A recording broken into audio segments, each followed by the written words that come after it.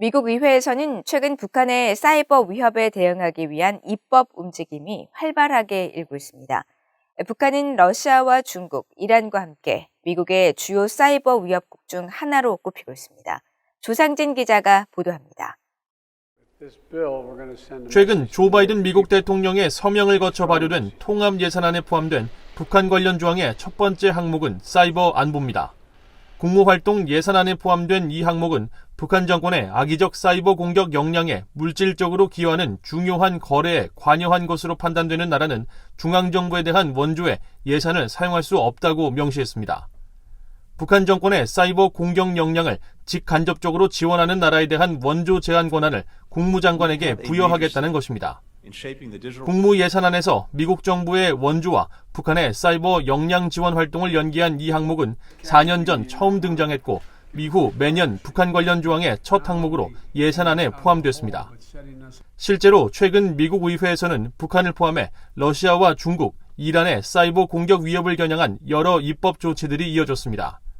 의회는 2019년 말 2020 회계연도 국방수권법을 통해 러시아와 중국, 북한, 이란의 선거 개입과 정보 조작 등 악성 행위에 대한 대응을 총괄하는 해외 악성 영향 대응 센터를 국가정보국장실 산하에 신설하도록 했고 현재 이 센터는 설립 초기 단계에 있습니다.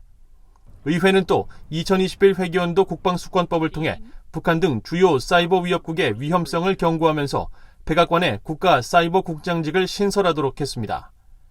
트럼프 행정부 시절인 2019년 제정된 아시아 안심법에는 대북 제재와 관련해 북한이 핵과 미사일 활동뿐 아니라 악의적인 사이버 활동을 중단할 때까지 제재를 계속 부과하는 것이 미국의 정책이라고 명시되기도 했습니다.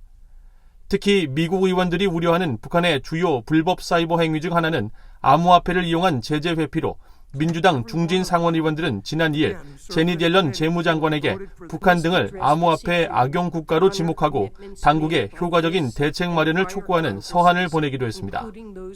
미국 의회에서는 또 북한을 비롯한 주요 사이버 위협국을 겨냥해 발의돼 현재 계류 중인 법안들도 여러 건 있습니다.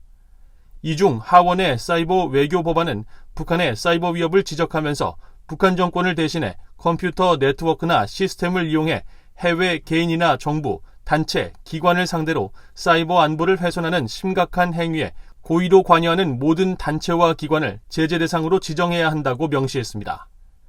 미국 의회는 또 북한 등 적국들의 사이버 위협 대응을 강화하기 위해 2021 회계연도 국방수권법을 통해 국토안보부 산하 사이버 안보 기반 시설국 시사의 역할과 권한을 대폭 확대하고 이 기관에 대한 예산으로 5억 달러를 늘린 22억 5천만 달러를 배정한 바 있습니다. BOA 뉴스 조상진입니다.